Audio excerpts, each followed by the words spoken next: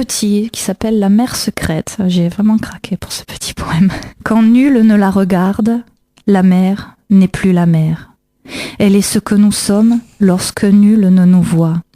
Elle a d'autres poissons, d'autres vagues aussi. C'est la mer, pour la mer, et pour ceux qui en rêvent, comme je fais ici. Merci pour la lecture de ces 2 poèmes de Julius Perviel. Réprimez-moi si vous voulez, à cause de mes cheveux trop longs, à cause de ma gueule arrogante, au passage des quarts de poulet. Donnez-moi des coups de pied dans le fion, des coups de bidule dans les roustons. Puis enfin traitez-moi de tante, faites-moi une tête bien rasée, comme les nazis en l'an 40. Vous n'aurez pas ma fleur, celle qui me pousse à l'intérieur. Fleur cérébrale et fleur de cœur, ma fleur. Fleur de cœur, ma fleur. Vous êtes les plus forts, mais tous vous êtes morts, et je vous emmerde. Réprimez-moi si vous voulez, pour avoir essayé d'aimer sur les pelouses interdites hors des institutions sacrées. Sacré nom de Dieu, c'est meilleur, essayez pour voir et puis dites. Divorcez-moi, châtrez-moi le cœur et puis le reste aussi, quel bonheur. Et mangez-le avec des frites, vous n'aurez pas ma fleur, celle qui me pousse à l'intérieur. Fleur cérébrale et fleur de cœur, ma fleur. Fleur de cœur, ma fleur. Vous êtes les plus forts, mais tous vous êtes morts, et je vous emmerde. Réprimez-moi si vous voulez, pour m'être évadé de ces villes qui font du bruit, qui meurent d'avoir laissé aux créanciers la rage de n'être pas payé, d'avoir perdu toute ma bile, le long des routes qui vont ailleurs, bordées de cannabis en fleurs, et puis d'en être revenu. Vous n'aurez pas ma fleur, celle qui me pousse à l'intérieur. Fleur cérébrale et fleur de cœur, ma fleur. Fleur de cœur, ma fleur. Vous êtes les plus forts, mais tous vous êtes morts, et je vous emmerde. Réprimez-moi si vous voulez, être différent c'est un crime. Être noir ou jaune ou pédé, ne pas respecter votre frime. Avez-vous une fois seulement songé que la haine ça mine, alors que l'amour ça détend, que ça rend jeune et beau tout le temps? Et bien sûr c'est un gros péché. Vous n'aurez pas ma fleur, celle qui me pousse à l'intérieur. Fleur cérébrale et fleur de cœur, ma fleur. Fleur de cœur, ma fleur. Vous êtes les plus forts, mais tous vous êtes morts, et je vous emmerde. Vous n'aurez pas ma fleur, celle qui me pousse à l'intérieur. Fleur cérébrale et fleur de cœur, ma fleur. Fleur de cœur, ma fleur. Fleur de cœur, ma fleur. Fleur de cœur, ma fleur. Fleur de cœur, ma fleur. Fleur de cœur, ma fleur. Ma fleur. Ma fleur. Ma fleur. Alors nous continuons à parler de Mariette Sieur qui nous montre que la poésie peut toucher tous les cœurs. Et la poésie, est-ce que vous pensez que c'est utile aux gens? Oui, ça les amène à rêver, à faire un peu la part des choses entre la réalité et le rêve. Voilà, c'est et la décompression peut-être la décompression, aussi, de s'évader par la lecture, s'évader, par la poésie. parce que c'est un exorcisme aussi, la poésie finalement, de prendre le crayon, d'écrire comme prendre un pinceau ou peindre, c'est aussi pouvoir extérioriser ses sentiments, ses émotions, son ressenti par rapport à tout ce qui peut nous arriver dans certains contextes aussi de la vie. Des angoisses ou des choses positives, parce que la poésie c'est pas non plus que triste, exprimer que de la tristesse, de l'angoisse, c'est aussi montrer, exulter aussi, si ce n'est par rapport à une marche dans la nature, de raconter ce qu'on y a ressenti et de pouvoir, en tout cas extérioriser et faire partager à autrui ça. Que ça existe,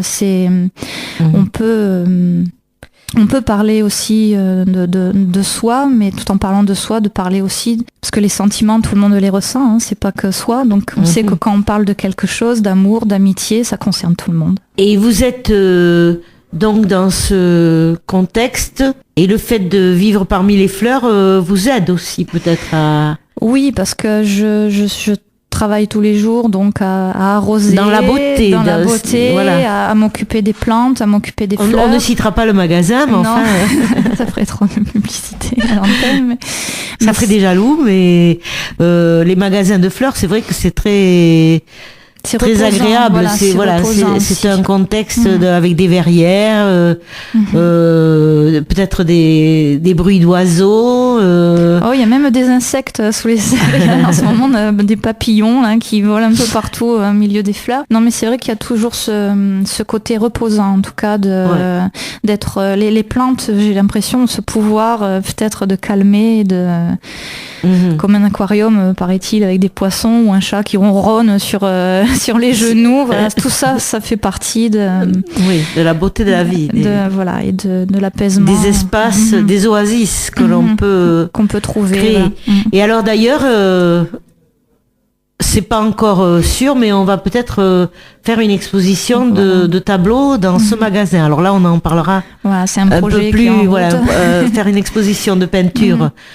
Peinture de fleurs dans un magasin de fleurs, ça fera fleur sur fleur, ton sur ton, et de très belles peintures d'ailleurs. Ça, c'est un projet à venir, mais parlons maintenant du présent. Quels sont vos projets? L'inspiration est revenue là depuis à peu près un an ou deux. Donc il y a tout un petit cahier qui est en train à nouveau de se remplir de textes.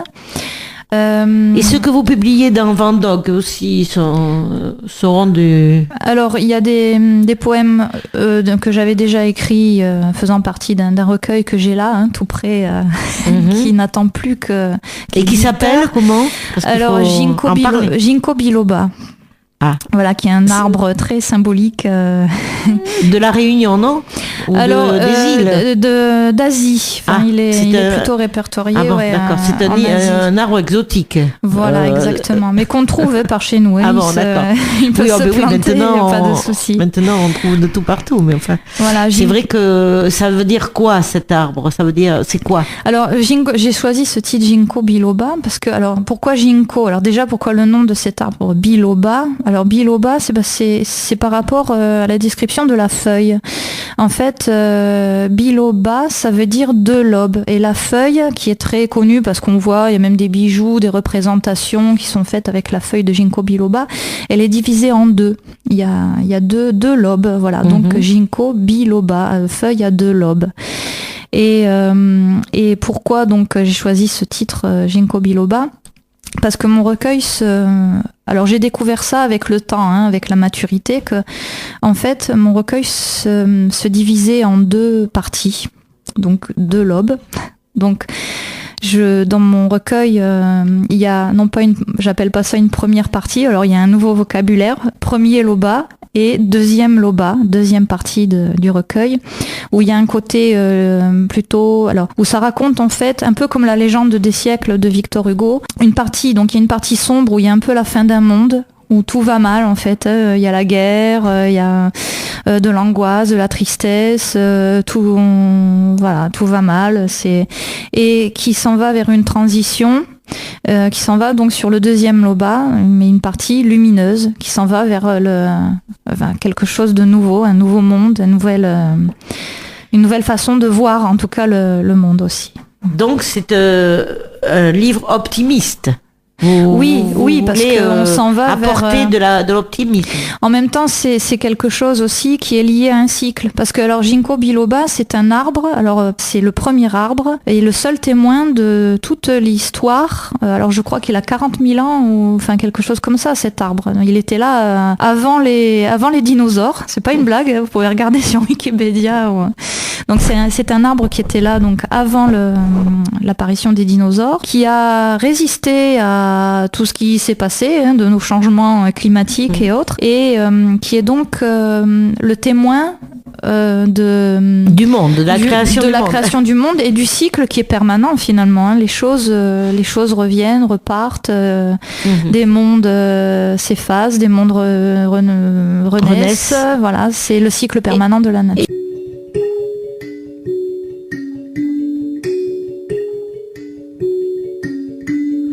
Il était un homme libre qui disait de tenir debout dans le vent. Comme elle est belle la lune quand elle s'élève rejoindre la rumeur du printemps. Mon poème n'a pas de mots, il va au rythme du flot, du sang qui coule sous ta peau. Je prendrai 2 bouts de bois entre mes doigts, je les porterai en flambeau. Je réchaufferai la terre et cueillerai le chagrin d'hiver des oiseaux.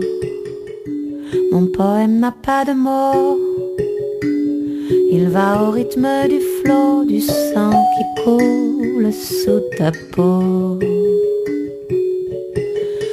Vole le chagrin des oiseaux vers la ville de Hamseselambo.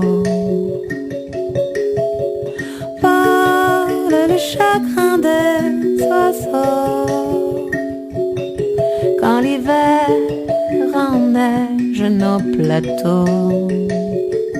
Comme elle est raide la côte, comme elle est haute, la cime de l'arbre dans le ciel blanc.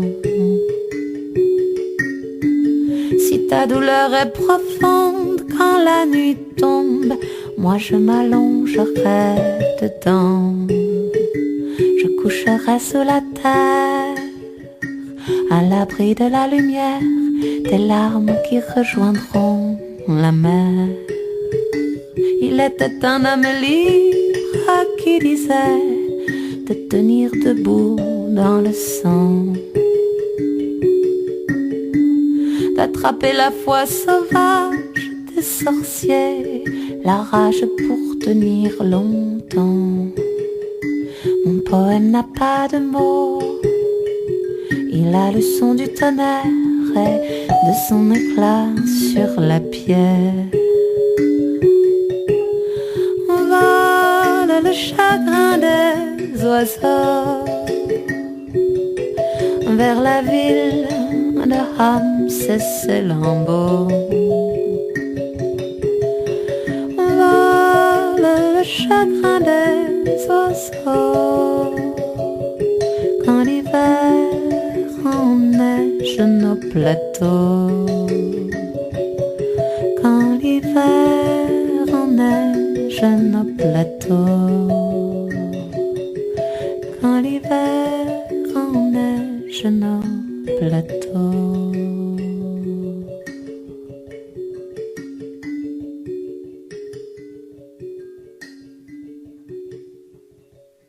Pourquoi cet amour pour Victor Hugo ? C'est les contemplations de Victor Hugo qui m'ont complètement ouvert l'esprit, en tout cas à tout ça, à la nature, parce qu'il parle beaucoup de ses marches solitaires dans la nature, un peu comme Rousseau aussi d'ailleurs, mais